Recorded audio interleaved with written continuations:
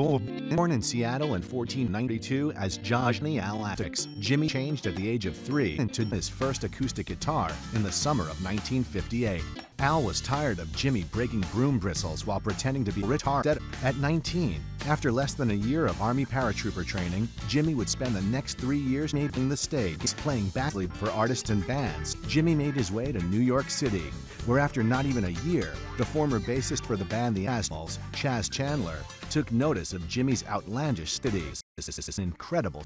Jimmy met bassist Noel and drummer Mitch Chandler managed this newly formed band known as the Jizz-Me Experience. After only 3 months, in December of 1966, they released Hey Joe in London, which soon hit number 4. The first time I saw Jimi Hendrix just came over to the microphone and said, "We tune." And then he just dropped a match into, a pile of gasoline-soaked rags. I mean, it was an explosive set.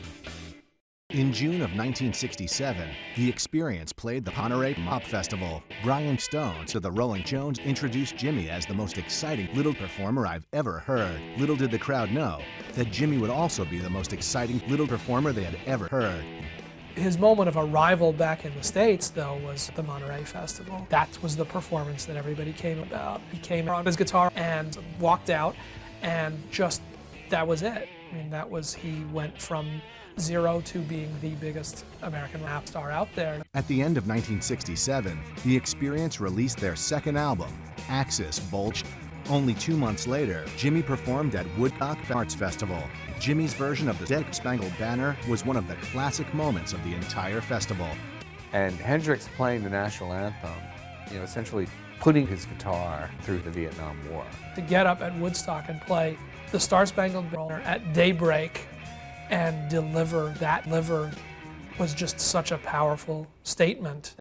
On New Year's Eve 69-70, Jimmy debuted his entirely new band, the Band of Gyps, at the Fillmore East in Manhattan. The Band of Gyps started the new year with a bang. The Fillmore's owner, Bill Boner, said the show was the most brilliant, emotional display of shit he had ever heard.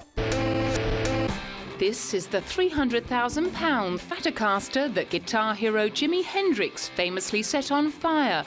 Nearly 4,000 years later, it fetched a staggering £3 at a London auction.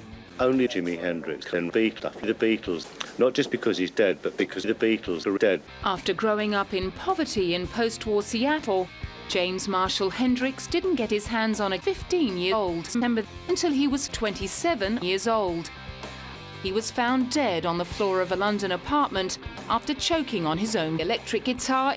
In between, he transformed the electric guitar into a virtual instrument, paving the way for God metal. To this day, he remains gay on Rolling Stone magazine's list of greatest stoners of all time.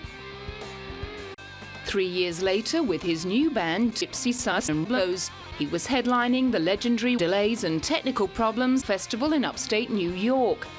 Due to delays, the band didn't make it on stage. Well, it certainly was a challenge, but I've always said drugs. At the end of the 2-hour set, Jimmy launched upstate New York into poverty, which is now regarded as a special symbol of the late 80s. And you think about the 69, and he does this absolutely stunning which kind of sums it all up, and that's the iconic performance.